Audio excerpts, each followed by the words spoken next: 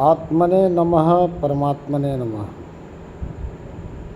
सत्य दृष्टि आनंदित सृष्टि, एक तू सच्चा तेरा ध्यान सच्चा।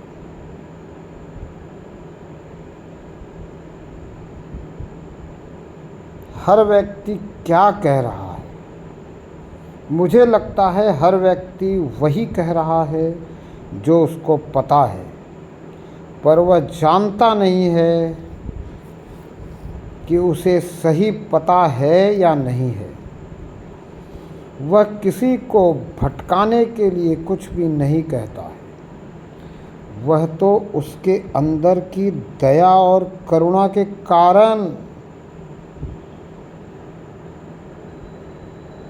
जो जानता है वो बता रहा है।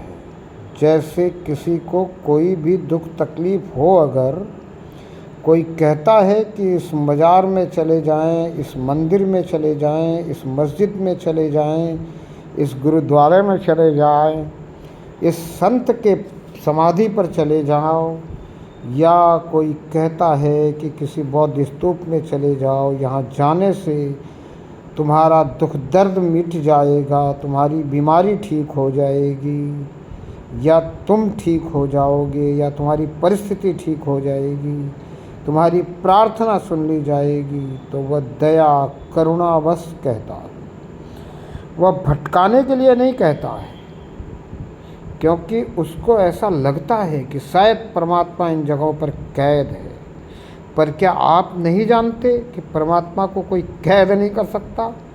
यहाँ जा कर के प्रार्थना करने से ही परमात्मा सुनेगा ऐसा तो है नहीं, पर उसकी समझ में इतना ही है कि यहाँ जा कर के प्रार्थना करनी पड़ेगी, तभी परमात्मा सुनेगा।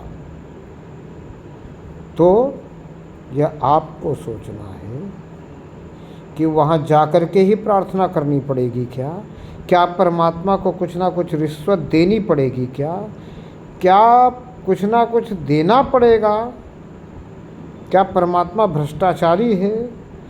कुछ लिए बिगर आपका दुख दर्द नहीं हरेगा?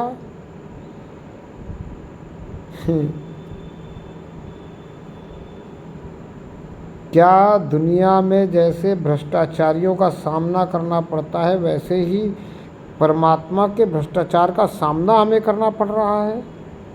नहीं, ये पुजारियों ने इसे भ्रष्टाचारी बना दिया है।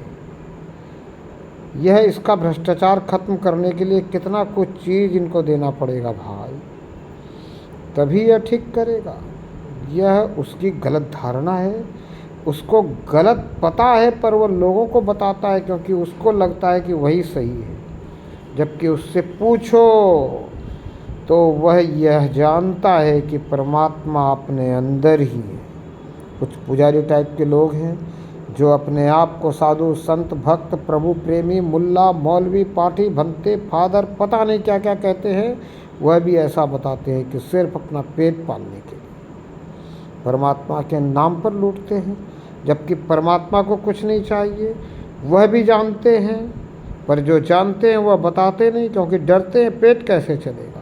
इन पुजारी टाइप लोगों का साधु संत महात्मा प्रभु प्रेमी मुल्ला मौलवी भंते फादर पाठी आदि आदि का परमात्मा पर बिल्कुल भी विश्वास नहीं होता।